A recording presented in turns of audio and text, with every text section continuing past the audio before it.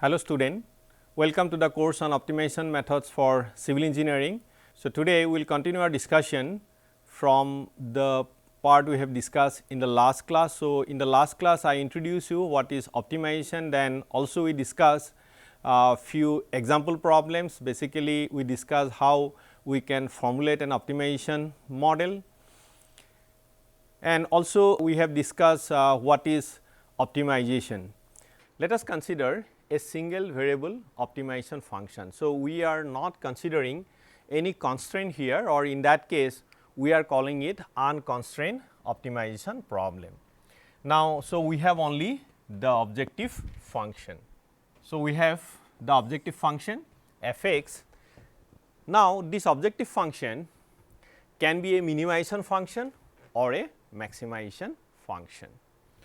So, here we do not have any constraint. So, therefore, this is an unconstrained optimization problem, and we are only considering one variable, that is single variable, and therefore, this is single variable optimization problem. Let us discuss what is stationary points. For a continuous and differentiable function f x. So, here f x is a continuous and differentiable function. A stationary point x star. So, x star. So, when the point is stationary, then we will denote it by x star. So, that means x star means it is a stationary point. A stationary point x star is a point at which the slope of the function is 0. Okay. That means, the first derivative is 0 at x equal to x star. So, otherwise what I can say, that if first derivative is 0, that means slope of the function is 0 at x star. So, in that case x star is a stationary point. I hope this is clear. So, what is stationary point? The first derivative should be 0. That means, slope of the function at that particular point is 0. So, in that case x star is a stationary point. Now, let us consider this particular function. So, here we have one point. So, this is a stationary point, that means the first derivative is 0 here. So, at this particular point the first derivative. So, this is a stationary point. So, I will write x star, and this is equal to 0, but this is also a minimum point. Why minimum? That if I go, so I am at x star right now. So, this is the point x star, this is the point x star. So, I am at x star. So, if I go slightly right hand side or left hand side, my function value will increase. That means, this is the minimum point of this particular function, and if you go slightly on the right hand side or left hand side. So, if you go on this direction or in this direction, the function value will increase. So, therefore, this particular point is a minimum point. Now, let us consider this particular function. So, here we have a stationary point. So, why it is a stationary point? Because the first derivative at this particular point is also 0, but this is a maximum point. Why maximum? Because if you go slightly right hand side or left hand side, in this case the function value will decrease. So, therefore, that is the maximum of this particular function, and if you go slightly on the right hand side or left hand side, the function value will decrease. So, therefore, that is a maximum point, but this is a stationary point. Why stationary?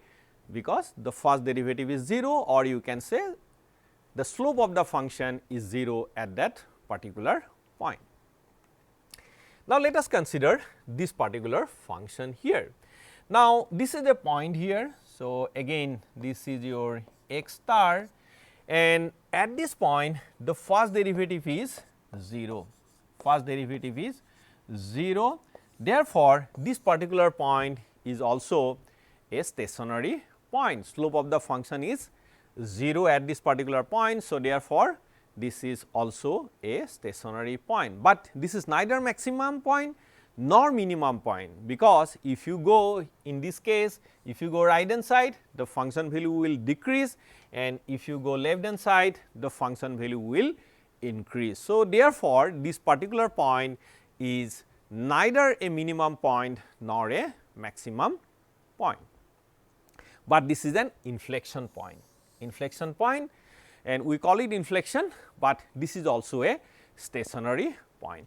Now, from these example problems, so we can conclude that a stationary point may be a maximum point, may be a minimum point, or may be an inflection point. So, your function may be like this also. So, in that case also this particular point may be an inflection point where derivative is 0.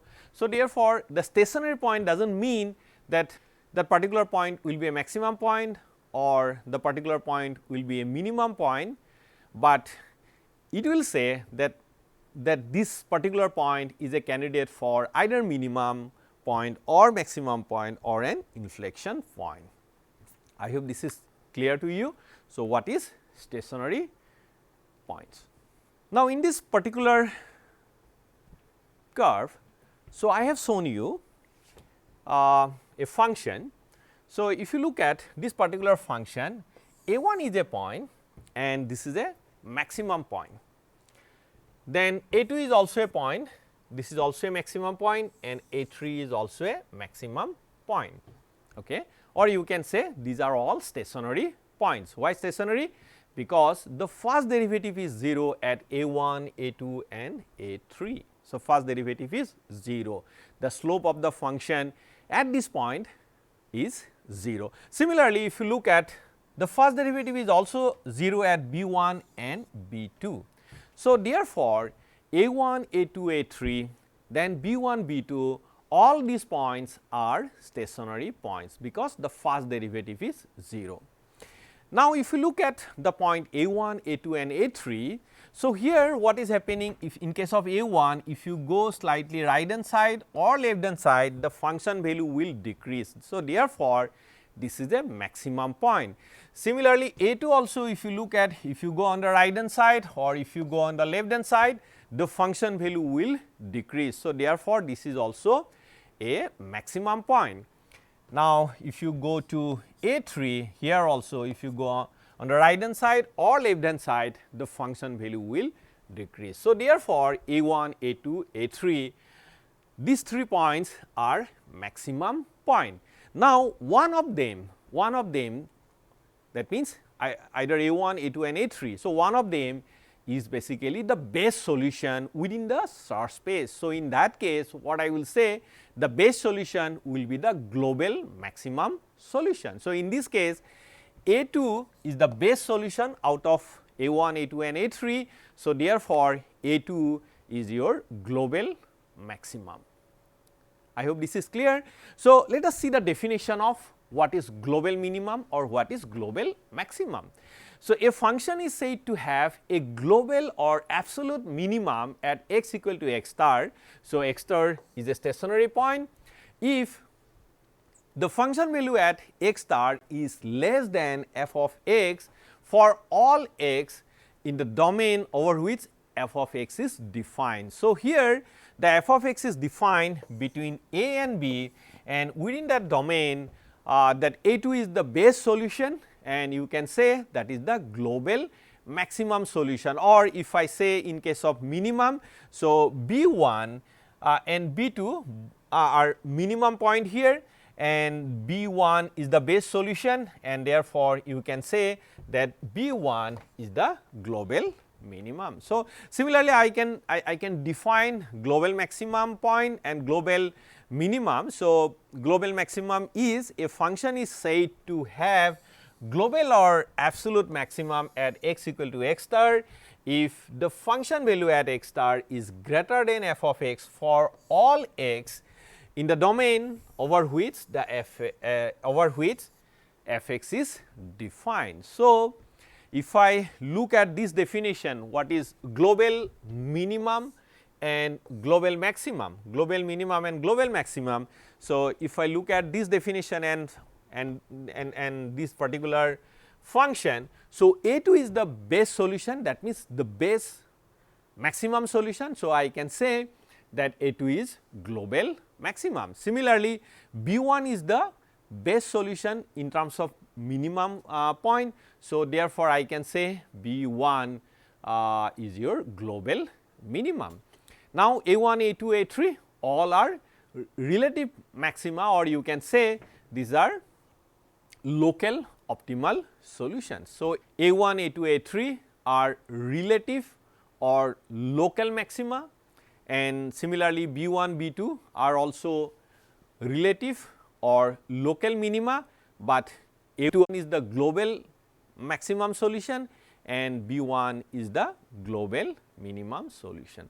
I hope the difference between local solution and global solution is clear to you. So, what we call it global solution, that is the base solution over which the function is defined in terms of either minimization problem or maximization problem. So, in this particular function B1 and A2 are the base solutions. So, B1 is the global minima and A2 is the global maxima, and all other solutions are either local maximum solution or local minimum solutions. Now, I have shown here two different functions. The first function is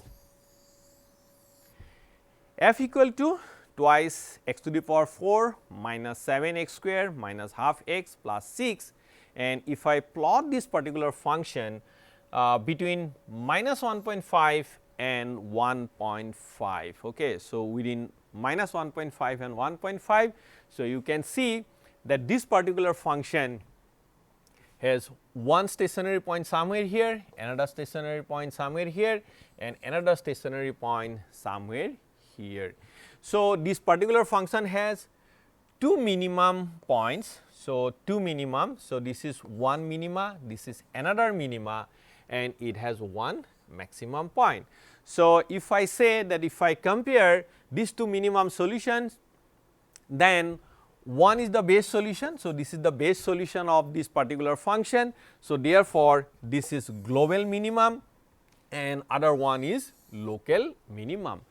Similarly, we have only one maximum solution, and therefore, you can say this is the local maximum point, or you can say because we have only one maximum. So, therefore, that is the global maximum point of this particular function. Or so, now if I look at this particular function, the second function, the function is f equal to sin x exp within bracket minus absolute value of x by 5, and we are defining this particular function between minus 3.2 pi and plus 3.2 pi. So, between minus 3.2 pi and plus 3.2 pi. So, you can see there are several stationary points. What is stationary point?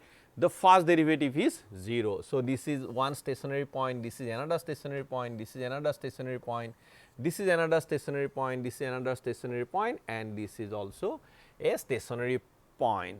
Why stationary? Because the first derivative is 0, the slope of the function at these points will be 0. So, therefore, they are stationary point. Let us see whether there are minimum point or maximum point. You can see this particular function within this range, that is range is minus 3.2 pi and plus 3.2 pi. So, we have two minimum solutions. So, one is here. So, this is the first minimum solution and this is second minimum solution, and one of them is the base solution. So, I can say that this is your global minimum and other one is local minimum solution. So, we have another one. So, another minimum. So, somewhere here. So, we have total 3 minimum solutions in this particular function, and out of these 3, one is the base solution and that is the global minimum solution of this particular function. And if I look at the maximum point, so we have 3 maximum points. So, this is number 1, this is number 2 and this is number 3. So, you can say all of them are relative maximum, and one of them is the base solution, and the base solution here is this one, and you can say that that is the global maximum solution of this particular function. So, we have 2 local maximum points and 1 global maximum. So, therefore, this is your global maximum point of this function and other 2 are local maximum point. Now, let us see this particular function. So, you can see that this particular function has 1, 2, 3, 4, 5 stationary points. So, why stationary points? Because the first derivative at this point is 0. So, first derivative is 0. So, therefore, these points are stationary point, and these points are maximum point, because if you go slightly right hand side or left hand side, the function value will decrease. So, therefore, this is a maximum point. Similarly, here also the function value will decrease if you go on the right hand side or left hand side. Similarly, here also, similarly here also, and similarly here also. So, therefore, all these 5 points are stationary point and they are also maximum point. So, you can say these are the maxima of this particular function. Now, if I compare these 5 solutions, so one of them is the base solution, and you can say this is the global maximum point, and other solutions are local or relative maximum points. Okay. So, other solutions are local solution, or you can say local optimal solution, local maximum solution or local maximum point, and one of them is the base solution, and I can say that is the global maximum of this particular function. Now, let us discuss what is the necessary condition for optimality. Suppose a function is given to you, then how you can actually tell whether whatever solution you are getting or a particular point is a minima, maxima or an inflection point, or whether it is a stationary point. Okay. So, we call it necessary condition for optimality. So, we will discuss here what is necessary and sufficient conditions for optimality. So, in this case, so I will take a function like this. So, this is a convex function. I will also discuss what is convex later on, but right now, so in this particular function we have only one optimal solution, or you can say one stationary point. Okay. So, now what is necessary condition? A function f x is defined, if function f x is defined in the interval a b, that means between a and suppose this is b, within a b, and has a relative minima at x equal to x star. Okay. So, this point is your x star. Okay. So, x equal to x star, where that x star is between a and b, and if the first derivative exists as a finite number at x equal to x star, then the first derivative is equal to 0. Okay. So, if this condition is satisfied, so I will say that the x equal to x star is a relative minima. Okay. So, now what is the necessary condition? A function f x is defined in the interval a x b and has a relative minimum at x equal to x star, where x star is between a and b, and if first derivative exists as a finite number at x equal to x star, then the first derivative should be 0. Okay, if it is a relative minima. Now, let us prove it. So, how we can prove it? That I can write that derivative at x star which is equal to limit h tends to 0. So, f of x star plus h minus f of x star divided by h. Okay. So, I have taken this particular point which is x star, and you take another point at a distance of h. Suppose this distance is h, maybe I can also take another point which is at a distance h. Okay. So, this distance is also h. So, now I can write, or I can take the derivative. So, derivative is equal to limit h tends to 0 f of x star plus h minus f of x star divided by h. Now, since x star is a relative minima, so as already I said, or already in the definition itself we said that x star is a relative minimum. So, this is the point x star, and x star is a relative minima if it is a relative minima, so therefore, f of x star should be less than f of x star plus h. So, what does it mean?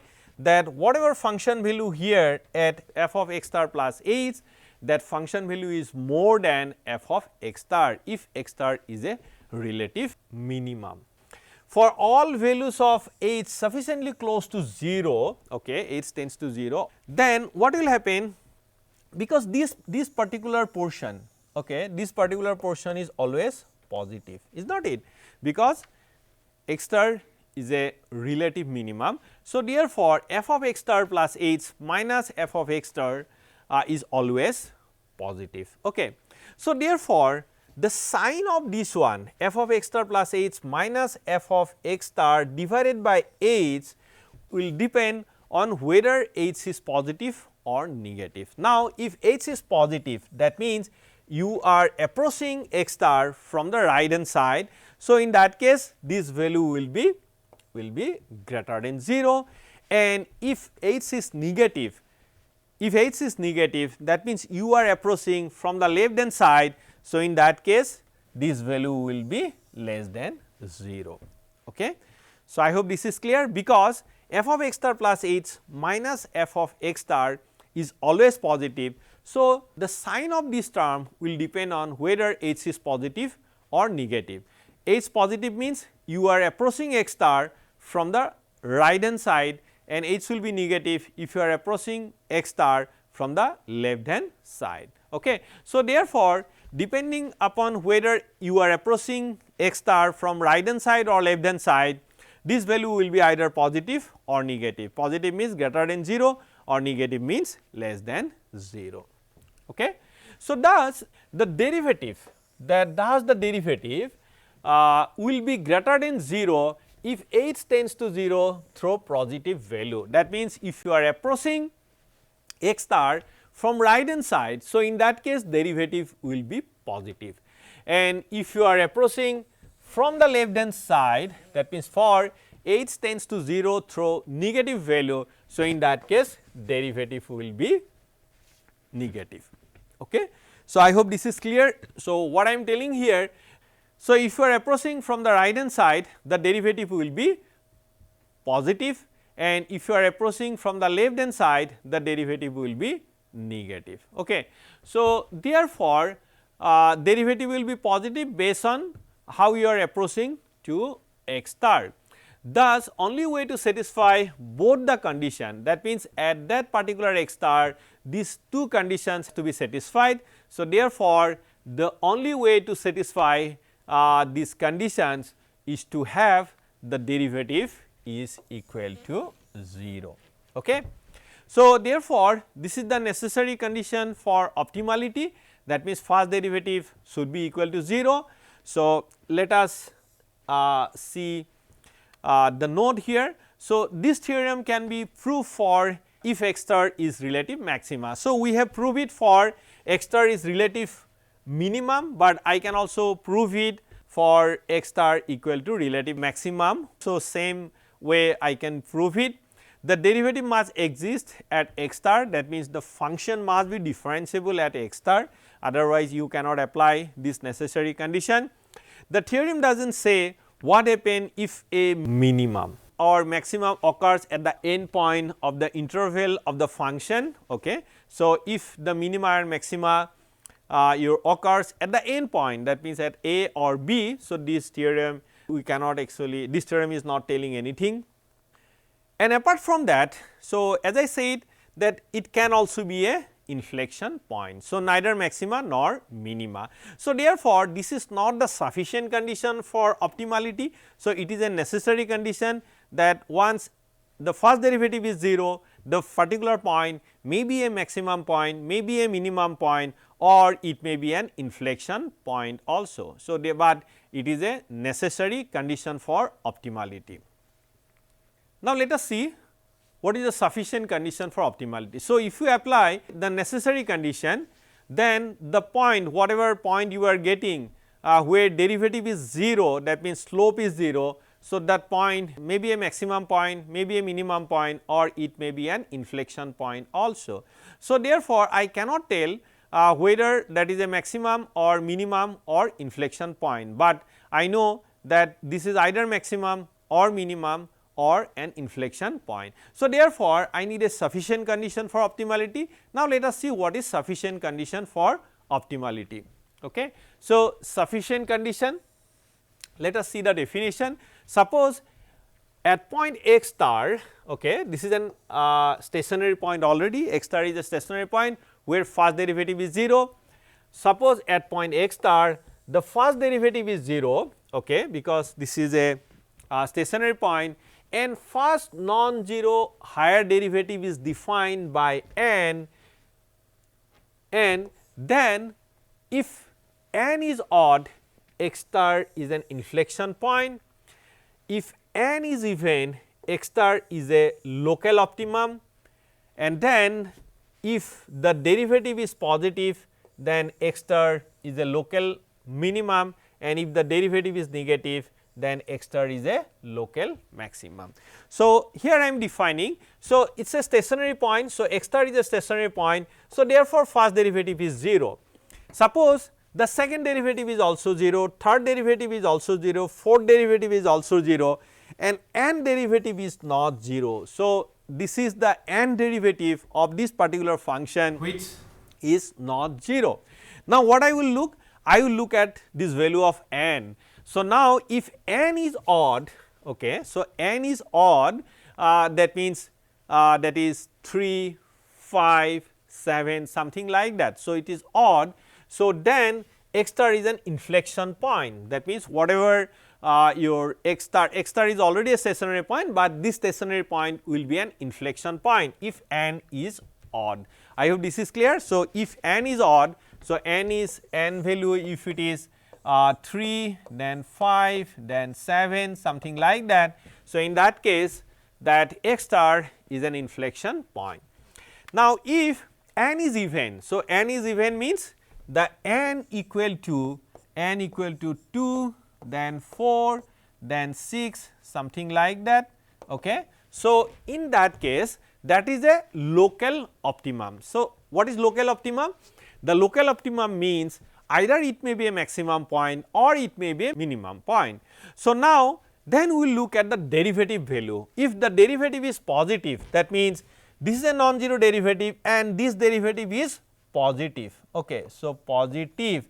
So, positive means then x star will be a local minimum, clear. So, now if the derivative is negative, okay, derivative is negative. So, in that case x star is a local maxima. So, let us remember that one. So, now what I will do, first I will look at the value of n.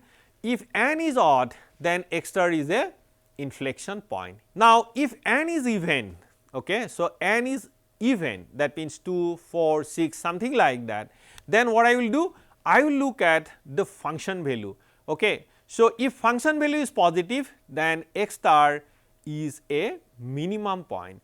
If function value is negative, then x star is a maximum point. So, by going through this, I can actually tell whether x star is a inflection point, it is a maximum point, or it is a minimum point. Now, let us see the proof, okay, how we can prove that one. So, proof is that suppose f of x star plus h. So, if I apply the Taylor series, okay. So, I can write f of x star plus h, which is equal to f of x star plus h f dash x star plus h square by factorial to second derivative x star, and then plus. So, I can go up to this is h n minus 1 divided by factorial n minus 1 f to the power n minus 1 x star, and this is h to the power n by factorial n f to the power n x star, that is the nth derivative. Okay. Now, since as per the definition the first derivative is 0 because that is stationary point, suppose second derivative is 0, third derivative is 0, up to n minus 1 derivative is 0. So, here the first derivative is 0. So, therefore, this will be 0, this will second derivative is 0, and n minus 1 derivative is also 0. So, therefore, I can write that f of x star plus h, f of x star plus h minus f of x star, which is equal to h to the power n divided by factorial n, that n derivative at x star. Now, if n is even, okay, so if n is even, that means again I said that 2, 4, okay, 6, something like that. If it is even, then what will happen? This value will be always positive, because n, if it is an even number, n is even number, then entire value will be positive. So, therefore, if the n derivative is positive, okay, so what does it mean? If this is positive, that means the right hand side is positive. So, in that case what will happen? F of x star plus h minus f of x star is positive. Okay. So, what does it mean? That if this is a minimum point and this is your x star, okay, and you are taking either h on this side or this side, that means f of x star plus h minus f of x star is positive. So, when it will be positive? If x star is a minimum. Okay. If x star is a minimum, so in that case this value will be positive. So, therefore, I can say if this value is positive, then x star is a minimum, hence it is a minimum. Okay.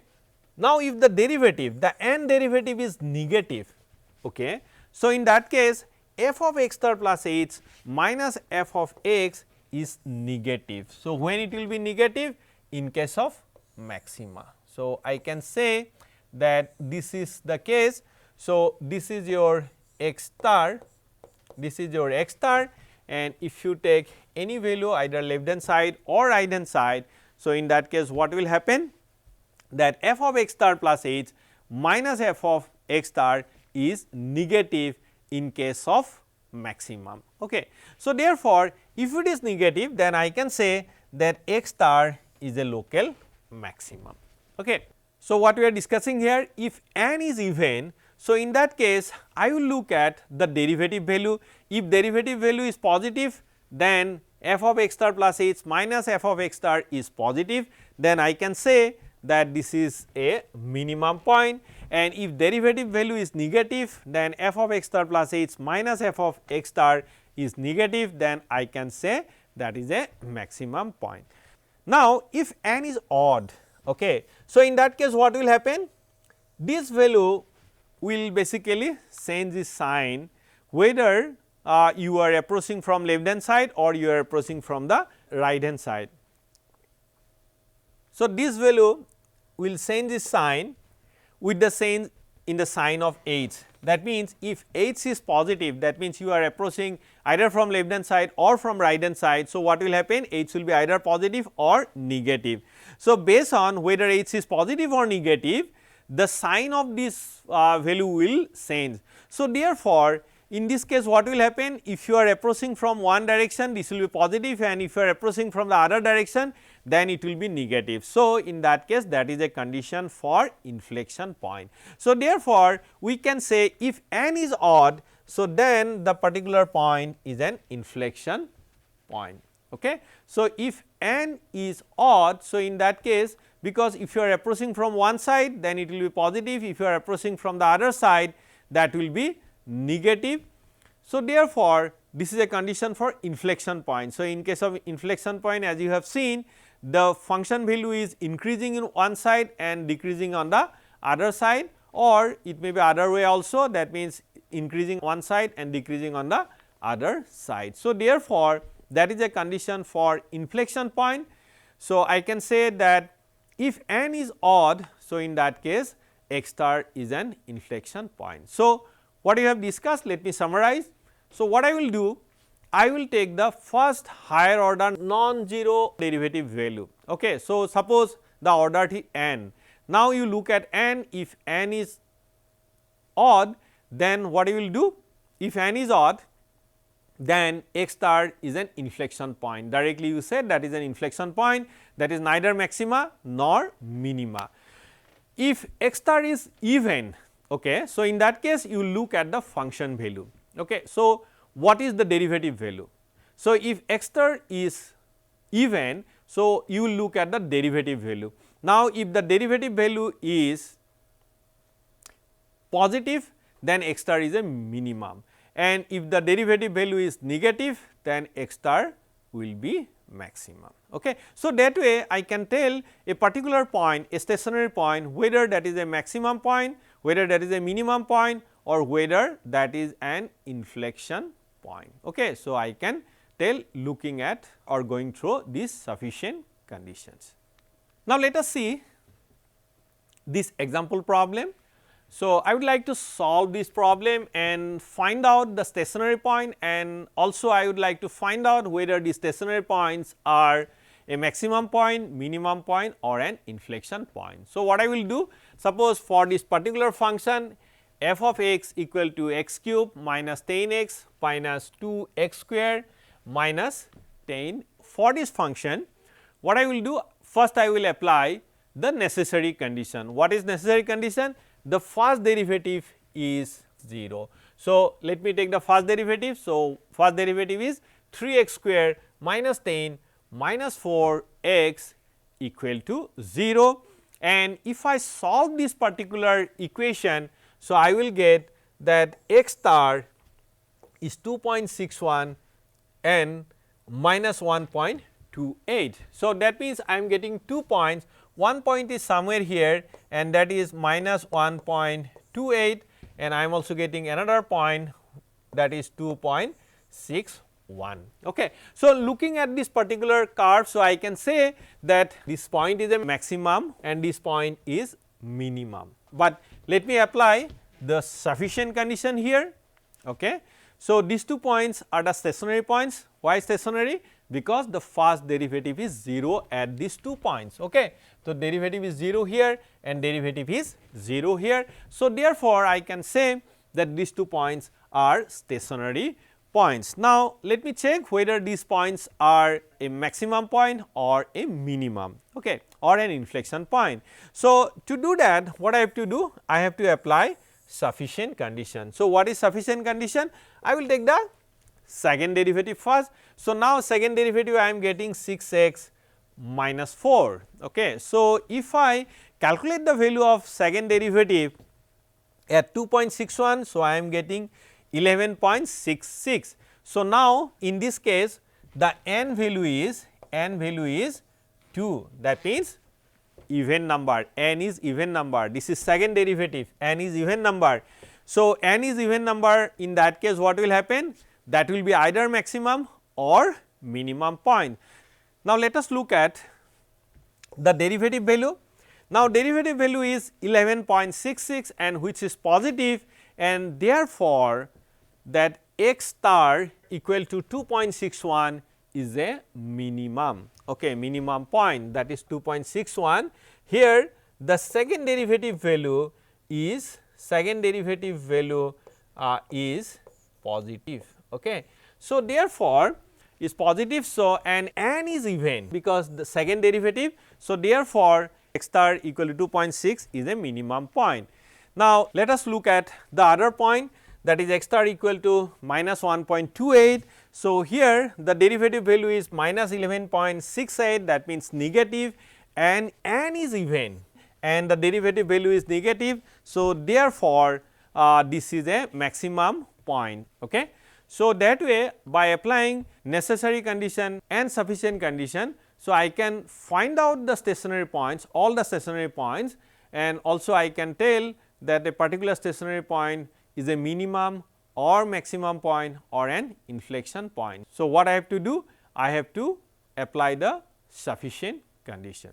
So far we have discussed the necessary and sufficient conditions for optimality in case of single variable optimization problem. So, we have only discussed the single variable optimization problem, but what is the necessary and sufficient conditions for optimality in case of multivariable optimization problem. So, let us discuss that one.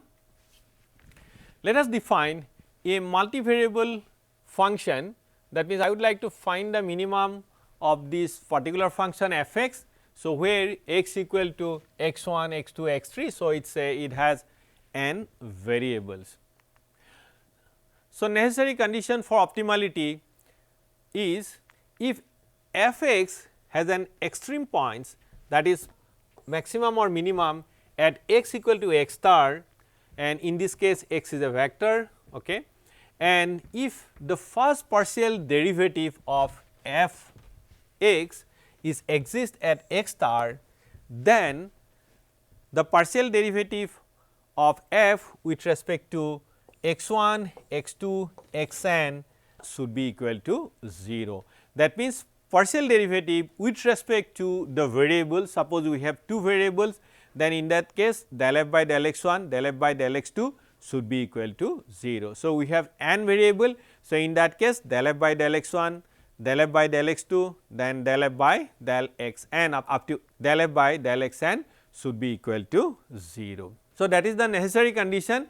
By applying that, so I can find out the stationary points. That means, whatever x star I am getting, so that x star may be a maximum point or minimum point or an inflection point. So, we have to apply the sufficient condition for optimality. The sufficient condition for stationary point x star to be an extreme point. Extreme point means either it is a maximum point or minimum point or an inflection point. To be an extreme point is that the matrix of second partial derivative of f x evaluated at x star is positive definite. Okay. So, when x star is relative minima. So, whatever the matrix I am getting, so the matrix of second partial derivative of f x evaluated at x, if it is positive definite, then x star is a relative maxima. If it is negative definite, then x star is a relative maxima. Neither positive nor negative definite matrix, then x star is neither minima nor maxima, then in that case that is a saddle point. Okay. So, in this case what we have to do? We have to take the second derivative, second partial derivative of f x. So, I will get a matrix. Now, what I will do? I will evaluate that matrix at x equal to x star. If the matrix is positive definite, then x star is a minimum point. If the matrix is negative definite, the point is a maximum point. If the matrix is neither positive nor negative, so in that case that x star is neither maxima nor minima, it is a saddle point. Now, let us prove that one. So, we can apply the Taylor series. So, in this case I have considered two variable function. So, I can write f of x plus delta x, y plus delta y. So, I can write it f of x y plus delta x del f by del x plus delta y del f by delta y, then 1 by factorial 2 within bracket del x square, then del square f by del x square plus twice delta x delta y del square f by del x del y plus delta y square del square f by delta y square. So, I am not considering the higher order derivative. Okay. So, if I write in matrix form, so I can write it something like that. So, f of x y, then del x del y, then del f by del x and del f by del y. So, I can write, and I am getting this particular matrix, and this matrix is known as Hessian matrix. Okay. So, now I can write it something like that in matrix form, that this is f of x star, then H transpose, then del f at x star, and 1 by factorial to H t H H. Okay. So, in that case, if I write it something like that, that x star is a stationary point, x star is a stationary point. So, therefore, this term will be equal to 0. Okay.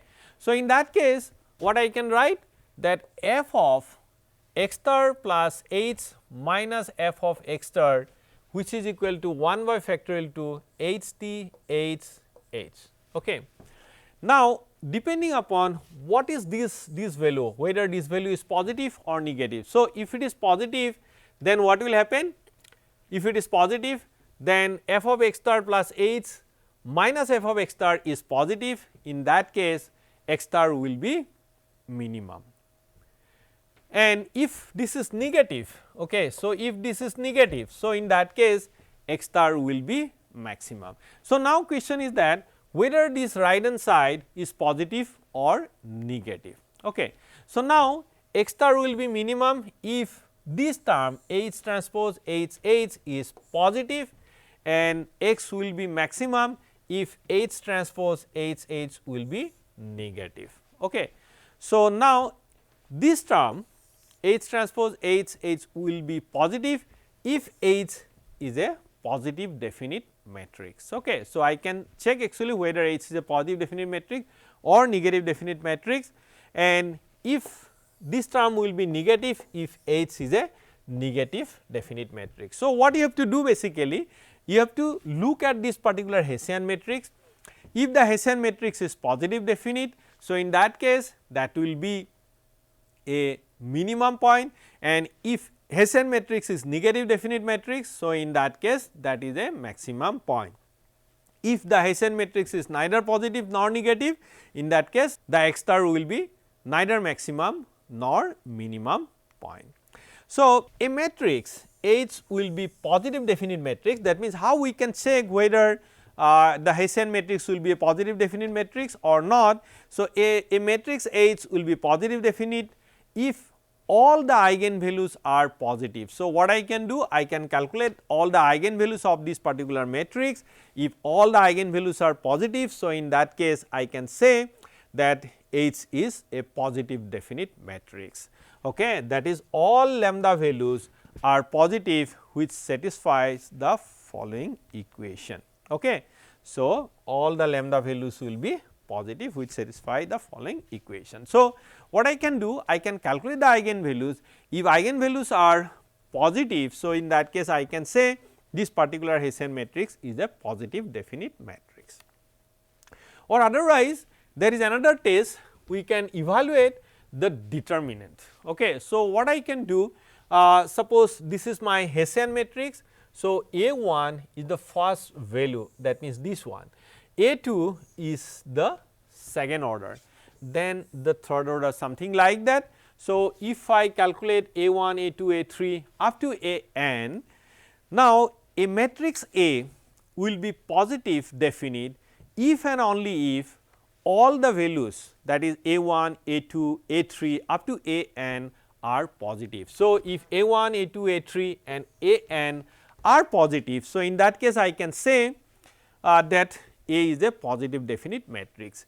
The matrix will be negative definite if and only if the sign of A j is minus 1 to the power j for j equal to 1 to 3 up to n. Okay. So, if the value of A1, A2 or A3, okay, so the sign of the A1, A2, A3 follows this rule, that is minus 1 to the power j, j means suppose j is equal to 1 to 3, that means A1 should be negative, A2 should be positive, A3 is negative, A4 is positive, something like that. So, in that case I can say that is a negative definite matrix. So, I can apply any one of these two. So, either I can check the eigenvalues, if eigenvalues are positive, so in that case I can say it is a positive definite matrix, or I can also calculate A1, A2, A3 up to An and look at the sign of A1, A2, A3, An. So, if it is positive I can say it is positive definite matrix, if it is follow minus 1 to the power j, so in that case I can say it is a negative definite matrix.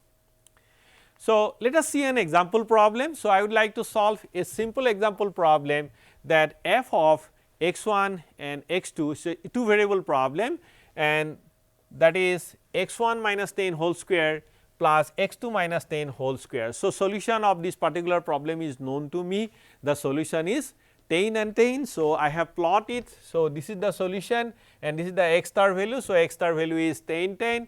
I have also shown the surface plot of this particular function.